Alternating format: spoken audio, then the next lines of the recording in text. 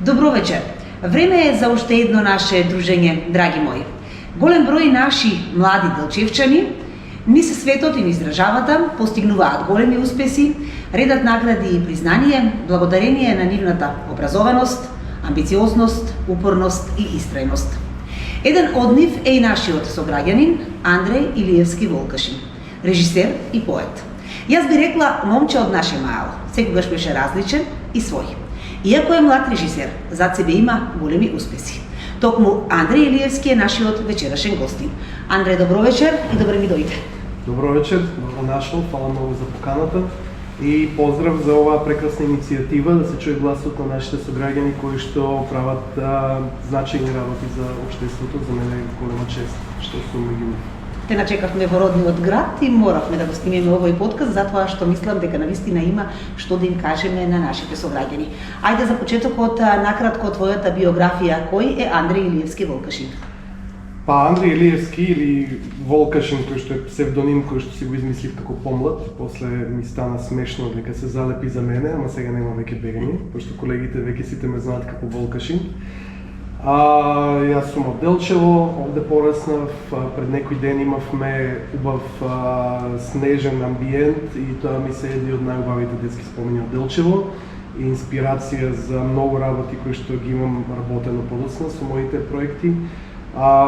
Завршив филмска режија во Бугарија на Националната академија. Беше актуелно во тој период многу наши студенти да се запишуваат во Бугарија. Јас имав еден обид да се запишам прво во Академијата за филмска уметност во Чешка, во Прага. Заминав една година, учев во чешки јазик. Кандидирав таму и не ме примија првата година и потоа ме фати паника дека ќе изгубам многу години од мојот живот во чекање. А во Скопје на ФДУ имаше филмска режија секои 4 години и тогаш најблиската, најдостапна опција беше да пробам да ме примаат на Националната академија во Бугарија. И кандидирав и се молев на Бога да ме примаат и кога ме примија бев многу среќен. Потоа завршив во Бугарија, живеев известно време таму, па живеев потоа во Шведска еден период, па потоа завршив сценарио за ТВ серии во Берлин, во Германија, баш во периодот пред колку е сега 3-4 години, не знам колку беа пред короната кога беше. И од тогаш сум во Скопје во главно базиран и работам на домашен терен. Значи имаш учено и живеено на повеќе места и во повеќе држави. Кажи ми сега нешто за твоите почетоци како режисер. Па искрено јас како дете од Делчево во тој период кога интернетот уште беше со dial-up и со не знам, се вртеше како некои телефонски брои и после слушаш некои чудни звуци, веднаш интернетот се отвара пред тебе, имавме многу малку информација. Јас реално сосема интуитивно решив дека сакам да учам режија, иако не бев 100% дури сигурен што прави режисерот. Ама некако реков, мора да е тоа. И кога им кажав на моите родители дома, се правеа дека се шокирани. Иако јас на некој начин мислам дека искомуницирав со нив дека сакам со нешто такво да се бавам. Некоја форма на раскажување на приказни, ама и преку визуелен медиум, бидејќи цртав од мал. И нормално дека прво беа против и со добра причина, пошто тоа е многу тешка професија. Многу е компетитивна во цел свет, никаде не е лесно да успееш како режисер или како актер или така натаму. Но би рекол дека за луѓе со нашата социјална позадина е уште потешко. Ама во тој период се случи така што ми се вртеше една идеја во глава за роман, научно-фантастичен трилер со диносауруси. И си го пишував така да ме простат професорите од гимназијата кога не ми беа интересни некои часови како математика и јас пред да завршам гимназија веќе имав роман од 300 страници кој што колку и наивно да изгледа сега успешно да комуницира барем пред моите родители дека можам да раскажувам приказни и си рекоа дека поред ќе го поддржиме и така реално сватив дека сакам односно јас знаев дека сакам веќе да учам режија, знаев тоа е тоа, ама успеав некако тие најблиските кои што се најбитни во тој период да те поддржат, да ги натерам да ме поддржат, да поверуваат во мене дека со тоа треба да се бавам. Го чуваш ли тој роман со диносаурусите и денес? Па и ти го чуваш. Да? Секако дека го чувам, го немам отворено одамна, пошто ми сежи кожата кога ќе прочитам како сум пишувал кога сум бил 18 години, ама секако Убав, го чувам. убав, остана. Кажи ни нешто за краткиот филм Змија. Во него даваш јасен преглед на детската невинност, кога едно дете се обидува да свати што се случува околу него и зошто тоа што нему му изгледа сосема во ред не е прифатено од општеството и луѓето околу него. Па, може би подсвесно како што решив да учам режија, така и подсвесно ми дојде идејата за тој филм. И ми дојде всушност идејата за Змија додека го снимавме Коливо, за кој што претпоставам исто ќе спомнеме покасно, друг мој краток филм. Мислам дека инспирацијата дојде, и тоа е сега анализа која што си ја правам во ретроспекција, инспирацијата дојде од тоа што јас не сум пораснат од моите родители како дете некој да мразам или да осудувам. Ама мислам дека целото наше општество е толку строго и живее се толку многу предрасуди, што и дури и кога во својот најблизок семеен круг не слушаш работи од своите родители дека некои луѓе од некое малцинство дека се лоши или покварени или болни или така натаму, дури кога не се изложи на тоа, некако од самата средина тоа го абсорбираш. И јас имав еден случај кој што сега кога ќе се сетам многу ми е срам и нема да влегувам во детали, кога јас како дете се однесував лошо кон луѓе од една малцинска група и сега кога ќе се сетам и си викам од кај на мене ми дошло таа идеја јас така да се понашам. Децата знаат да бидат сурови, ама сакав со тој краток филм да ги истражам дали децата се првично сурови и дали тоа е нешто кое што они не можат да го процесираат или да го обработат, да преценат дали тоа е лошо или добро, а го учат од средината. Предпоставувам дека тоа е инспирацијата за Змија. Што те водеше низ подготовките за сценариото на овој филм? Па јас тоа сценарио седнав и го напишав во еден здив. Сценарио за краток филм се пишува кога знаеш што секогаш се пишува многу брзо. Мислам дека го напишав за неколку дена.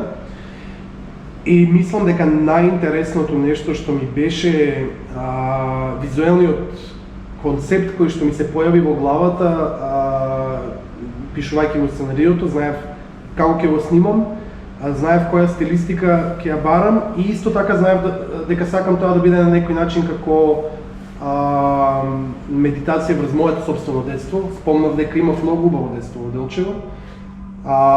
Многу е сега живеејќи веќе подолго време уствари во големи градови, сваќам колку е убаво за децата што живеат овде, дека можат да играат на улицата по цел ден, дека можат да бидат во контакт со природата. И затоа ја решив филмот да го снимам во тоа се вика aspect ratio, одбегнувам да користам англицизми, ама не знам баш како е на македонски. Форматот на кадарот во апсолутен квадрат, бидејќи тоа ме го сеќаше на старите фотографии од Polaroid кои што ги гледав и од моето детство и од детството на моите родители. И тоа многу ми се допадна и така кога снимаш краток филм можеш да си дозволиш такви некои експерименти. Каде се има прикажано овој филм и како го прифати публиката? Па, овој филм, тоа ми е последниот краток филм и ми е најуспешниот филм кој што е реализиран и имаше премиера, пошто имам неколку други проекти кои што се наградувани и се уште се во развој или во некоја фаза на продукција. Овој филм сега мислам дека уствари премиерата беше во Мајами, во Флорида.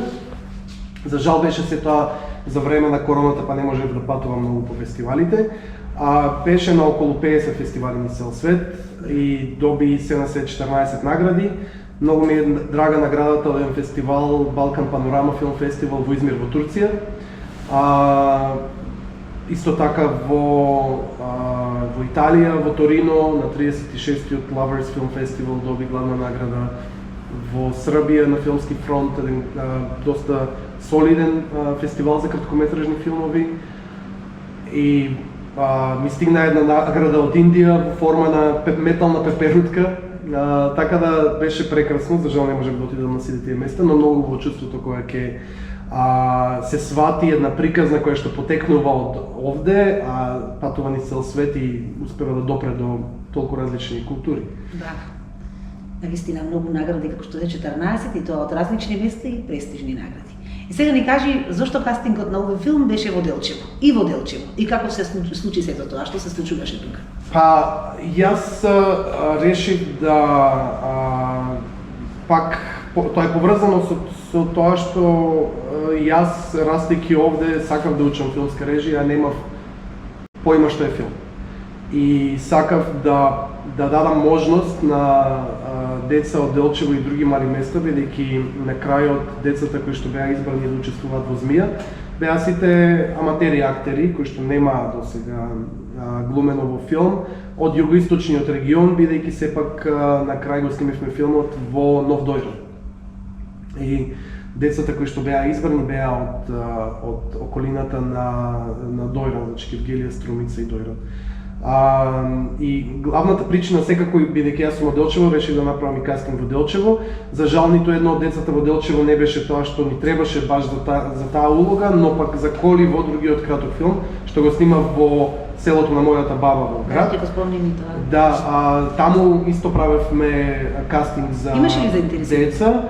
Да, имаше и школите беа многу великодушни, многу ни помогнаа, доаѓаа многу дечиња и за таму избравме две прекрасни млади актерки во тој момент, мислам аматери, но талентирани актерки кои што во Коливо нели се покажаа прекрасно. Така да тоа ми беше идејата во такви места кај што многу малку се снима, кај што генерално се прилично изолирани, сакав да се даде можност да биде градот дел од таа мала филмска убавина.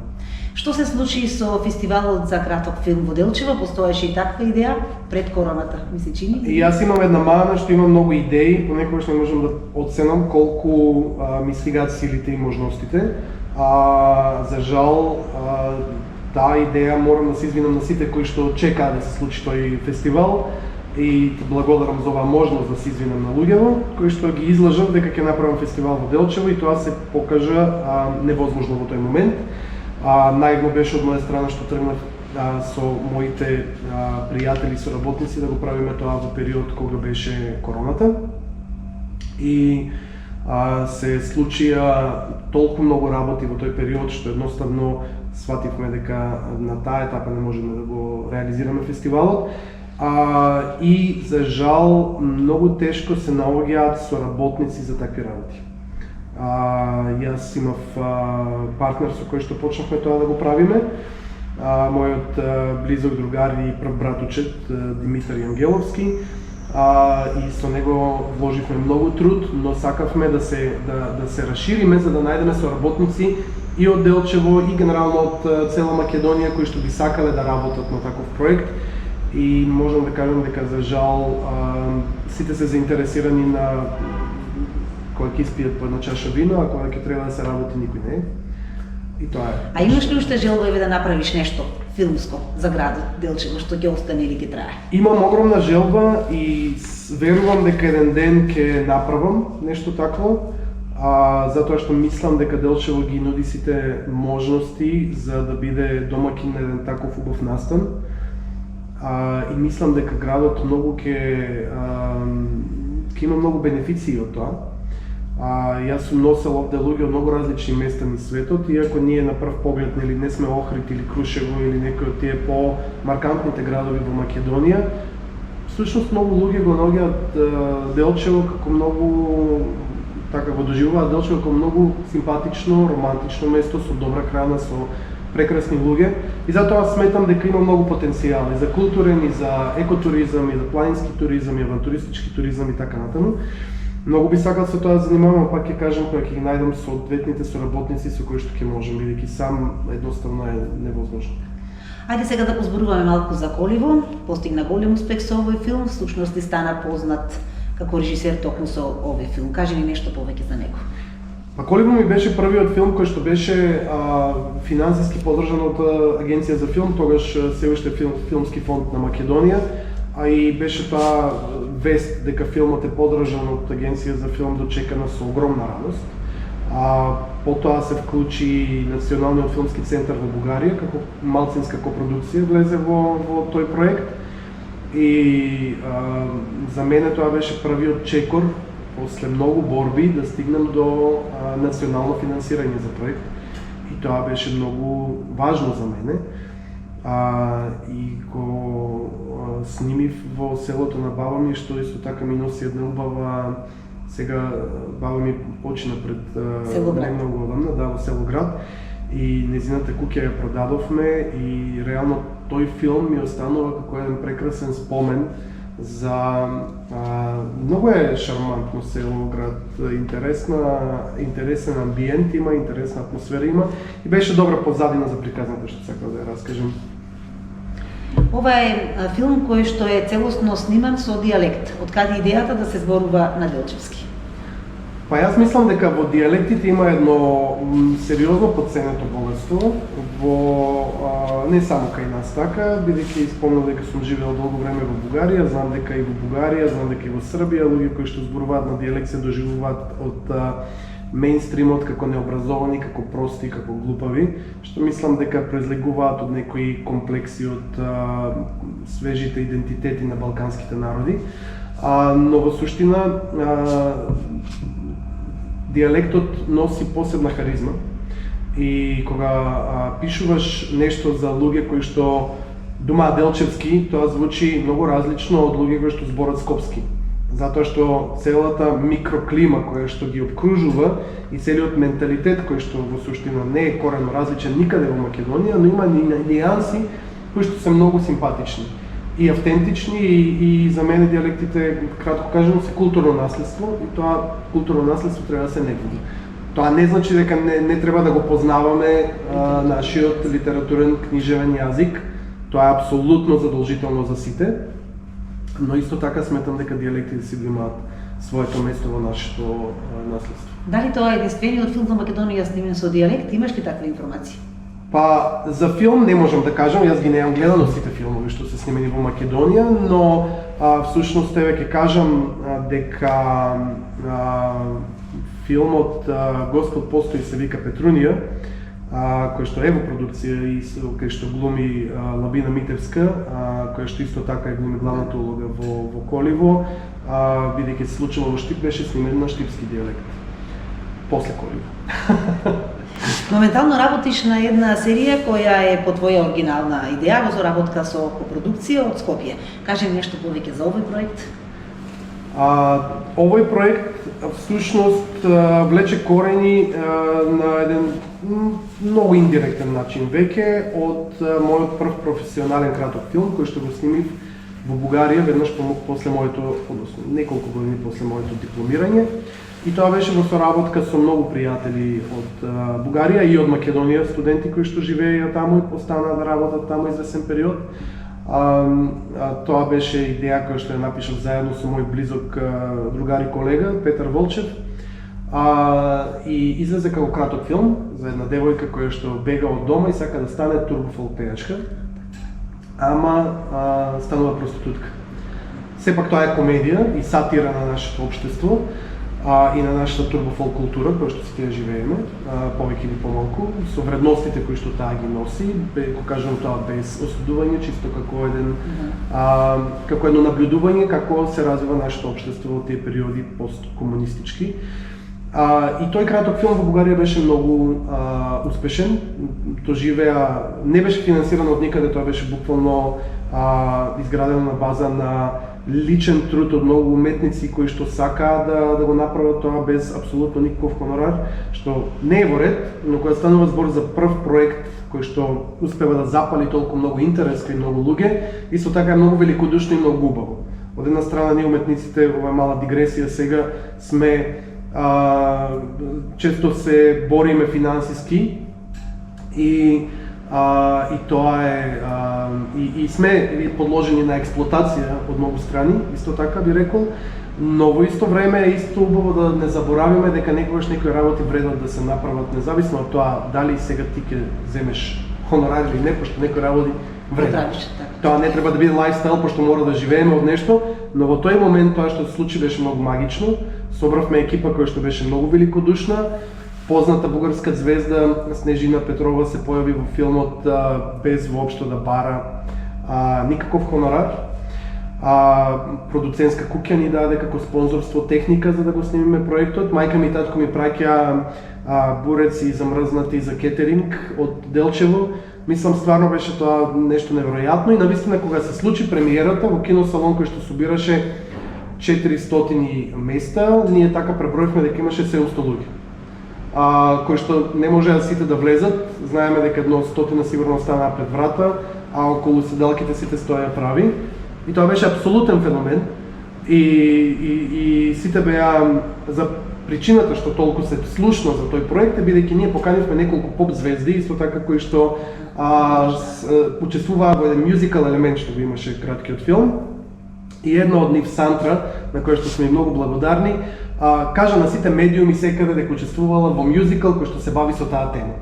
И стварно се создаде еден феноменален интерес од страна на публиката околу краткиот филм. И тоа за нас беше прекрасно, бидејќи краткиот филм се покажуваше потоа со символична цена за киноприкажување, се покажуваше цело лето во неколку кина во Бугарија. И тоа беше феноменален успех и ние очекувавме дека со тој успех дека ние сега ќе направиме долгометражна верзија од тој филм и дека ќе добиеме подршка од Бугарскиот национален филмски центар, бидејќи Петар како бугарин имаме право таму да, бидејќи тоа го работев со соработка со Петар. Ние бевме ко-сценаристи и ко-режисери. 50-50. Но Бугарскиот национален филмски центар рече дека тоа е проект за курви, за турбофолк и дека такви работи не се уметност и не треба да се финансираат. И јас реално после тоа многу се разочарав и се тргнав од Бугарија, што мислам дека беше правилно решение. Многу години подоцна, откако завршив во Германија проекти за сценарио за ТВ серии, стапив во контакт со продуцентот Пеце Талески од Охо продукција, познат по хит серијата Преспав. И бидејќи гледајќи го Преспав видов дека имаме сличен сензибилитет како хумор. И Преспав направи многу повторно англицизам, groundbreaking работи на македонскиот мал екран, на македонската телевизија. Прв пат скрши многу табуа и мислам дека тоа беше фантастично. И стапив во контакт со него со идеја, некоја веќе далечна инспирација, бидејќи тоа што беше некогаш краткометражниот филм, се промени многу, таа приказна се префрли во Македонија, всушност стана приказна за една девојка која што пред свадбата случајно го труе својот сопруг, наместо ракија му дава пестицид, бега од дома со, ама не кажав дека за како гост пејач изненадување на низината свадба има една српска пејачка која што е нејзин најголем идол, која што е жири таа година на фиктивен во серијата фестивал кој што се вика Балка Визија. Нешто као Звезда Гранда или Таленти, никад не е касно тој тип нешто. И таа српска пејачка и дава на нашата хероиња покана да учествува на тој конкурс. И таа бега од дома со желба да си го оствари својот сон и така почнува нели целата приказна. И на тие продуценти од Охо многу им се допадна приказната и така ова што на некој начин почна пред повеќе од не знам веќе колку години, можеби стана 13-14 години во Бугарија, сега се претвори во серија која што на некој начин нема ништо заедничко со тоа, ама таа инспирација, тој свет на балканскиот хумор, тој менталитет на турбофолкот кој што го присуствува во сите балкански земји, некако се преточи и си го најде своето место во Македонија, зашто ми е многу. Кога ќе имаме можност да го погледнеме и ние? Па се надевам дека ќе имате можност. Тоа не е лесно да се одговори, бидејќи станува збор за амбициозен проект. Проектите во развој веќе има добиено 2 престижни награди за развој. Тоа развој значи пишување на сценаријата. Едното е на Синелинг драма во Сараево награда, која што се доделува од Хрватскиот аудиовизуален центар. И минатото лето доби уште поголема награда од Европската комисија во Толедо во Шпанија. Така да со тие две огромни меѓународни признанија можеме да кажеме дека проектот не само што има визибилитет во регионов, туку и низ цела Европа го разбираат и сакаат да видат таа приказна. Така да ние работиме во моментов на полирање на сите први 10 епизоди од првата сезона и се надевам дека во теков на оваа година ќе почнеме со кастинг, собирање локации, а кога ќе снимиме, не сакам да предвидувам уште сега. Тоа е процес, здраве Боже.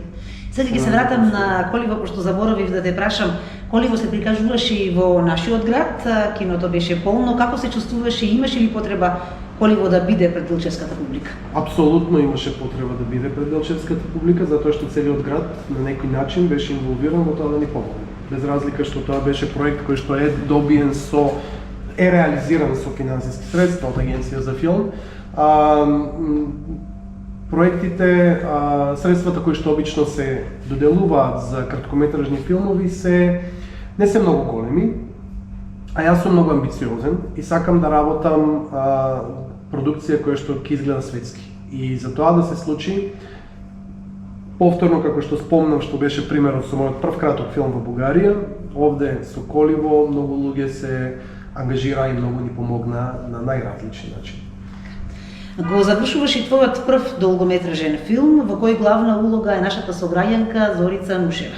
Филмот се снима во Гевгелија, нешто друго повеќе да ни кажеш околу филмот и од каде соработката со твојата сограѓанка Зорица?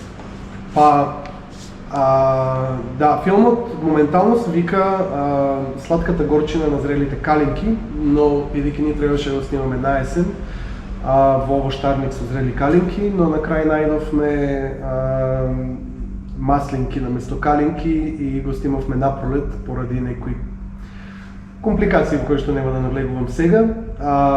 И веројатно насловот ќе се смени, но тоа е насловот за сега.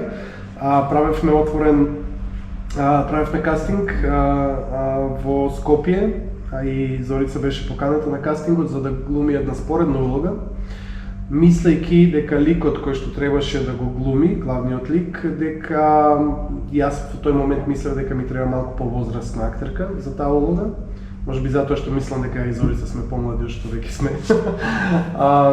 Но Зорица беше феноменално добра, дури и за кастингот за споредната улога, што едноставно немаше како да не ја поканам да ја видам и за главната улога, и во моментот во кој што ја видов бев сигурен дека тоа е таа, и стварно за мене е огромна гордост дека имаме таков актер од светски ранг, по талент, по способности, по професионалност.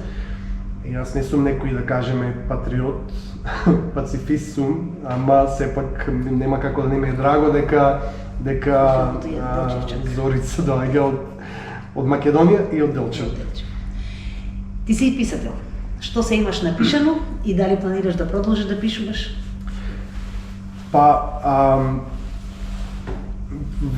Како што спомнав, во моите тинејџерски години напишав еден роман кој што се вика Потрага по космосот, кој што е научна фантастика, и тоа е како за роман кој што сум го напишал на 18 години, јас не можам да го доживеам како сериозен труд, но сватив дека многу сакам да пишувам, бидејќи кога ќе напишеш роман, тоа е завршен проект, додека кога ќе напишеш сценарио, тоа е само почеток на едно долго и многу често мачно патување. Се случи така што пак наивно ветив на мојата фамилија дека ќе напишам роман за мојата баба и нејзините деца и нејзините внуци, значи за сите нас. И кога почнав да слушам приказни од цела фамилија за тоа како живееле, како се променувало времето, како колку интересни фази има низ кои што поминало нашето општество, од младоста на мојата баба па до мојата младост, во која што сум пишувал овој роман. Станува збор за роман од тажна приказна за среќни луѓе.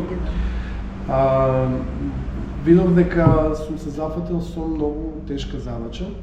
И многу тешко да пишуваш за луѓе кои што реално постојат и луѓе кои што ги сакаш, затоа што јас кога измислувам карактери можам да навлезам во сите нивни тајни и во сите нивни недостатоци. Кога пишувам за луѓе што ги знам, можам да пишувам само за тоа што го сакам во нив. И тоа беше огромен предизвик.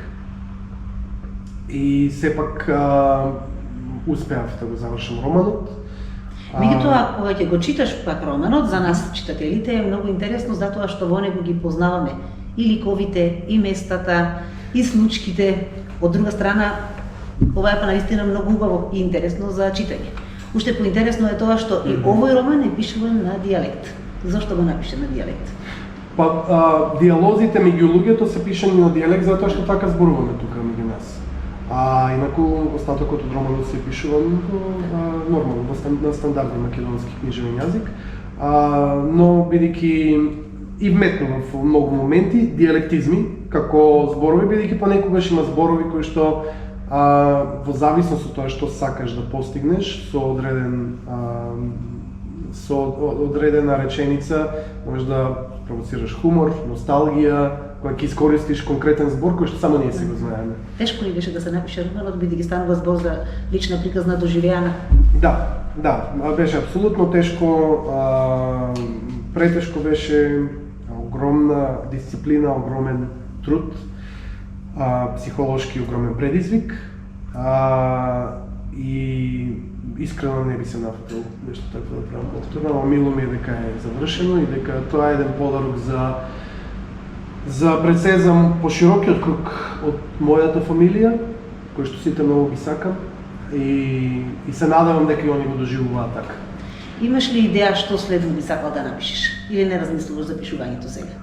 Па откако излезе тажна приказна за среќни луѓе, кај нас морам да кажам дека ситуацијата со авторството е малку очајна, бидејќи многу малку читаме генерално, а и мислам дека многу малку платформи има кои што даваат можност за популаризација на македонската литература, особено од млади автори. Знам дека романот беше пријавен само на еден конкурс, каде што не успеа да стигне некоја да биде забележен. И едноставно тоа беше тоа, се продаде целиот тираж и сметав дека за целиот труд кој што го има фрлено, а и причината што има толку лични ствари напишано во романот, некако на мене ми беше како доволна сатисфакција, како ова го направив за себе и не инсистирам да иде некаде многу далеко. Но сега прв пат ми се враќа една желба да напишам повторно роман и да се вратам на тие мои жанровски, фантастични вкусови, како тој роман што го спомнав од тинејџерските години, се надевам во многу позрела форма, бидејќи таков проект да се реализира како серија или како филм со моите способности на автор од Македонија е скоро невозможно. Имам идеја која што мислам дека е супер и единствениот начин да стигне таа приказна до луѓе е да ја напишем како роман. Кои се твоите идеи или идни планови како режисер? Па, за сега филмот Сладката горчина на зрелите калинки е веќе во напредна фаза на постпродукција. Скоро сме готови со монтажата, се работи на музиката, композиторите се од Хрватска, се работи на color grading, на постпродукција на звукот и целта е да стигнеме до премиера на некој реномиран фестивал. Пошто секако ќе направиме премиера во Македонија и ќе сакаме да го распространиме колку може поуспешно насекаде низ Македонија, за да може луѓето да го видат. Имам неколку идеи како режисер за што би сакал да биде мој нареден долгометражен филм, втор долгометражен филм, ама си давам малку време за да видам со што сакам да заглавам во наредните 5-10 години. Па ќе ни кажеш. Па ќе ви кажам. А кажи ми твое мислење, што се случува со филмот и со режијата во нашата земја? Тешко ли да се биде режисер? Се живее ли од режирање на филмови? Па, искрено тешко е, многу е тешко и тешко е секаде, не е само тешко во Македонија. Мислам дека сите, колеги кои што имам од прилика, кои што сега дебитираат со нивните први долгометражни филмови, од различни места од светот, сите се соочуваат со предизвици. Штом сум жив, значи се живее. А финансиски? Финансиски, драго ми е дека можам да живеам со тоа што ми е страст и тоа што го правам. Во моментов. но низ годините сум работел, што ли не само и само за да ги правам филмовите, а не па да заработувам. Сега прв пат можам да кажам дека можам да живеам од тоа што го правам и требаше за тоа огромна жртва и огромен труд. Се надевам дека некој ден ќе живеам и подобро. Тоа што сепак сакам да го кажам е дека ние колку и да е тешка целата таа работа е многу убава, затоа што да работиш на реализација на проект кој што тргнува од едно место на фантазија, на емоција, на тоа е креативен процес кој што многу те храни и многу ти дава. Што мислиш, што му недостасува на твојот роден град Делчево кога станува збор за културата? Па кино кое што функционира, кино кое што има редовен репертоар, а од моја гледна точка тоа му недостасува. На прво место. Жално е дека имаме реновирано кино во кое што нема репертоар.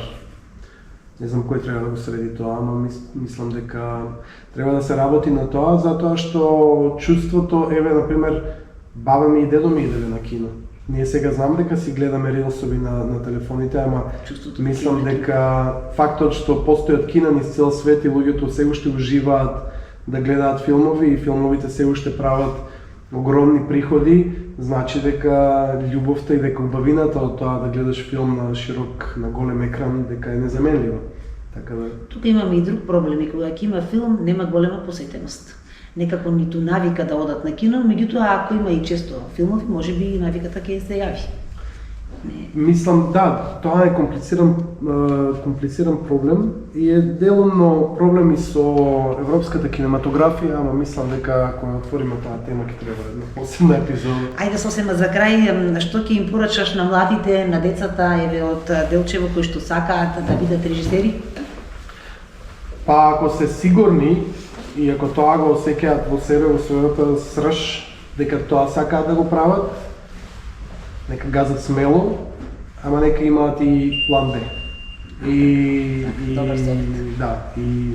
опција за убаво е за режисер секогаш убаво да знае повеќе работи. Мислам за секој човек убаво да знае повеќе работи, така да ние живееме во време кога можеме од YouTube да научиме странски јазик, па не така да.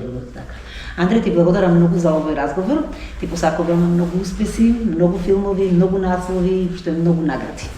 Се надевам дека ќе имаме можност да зборуваме за нови твои достигнувања во блиска иднина. Ти благодарам и јас многу, стварно ми беше задоволство да си раскажам така од срце за мојот пат како човек и како режисер, како сценарист, писател. Благодарам уште еднаш.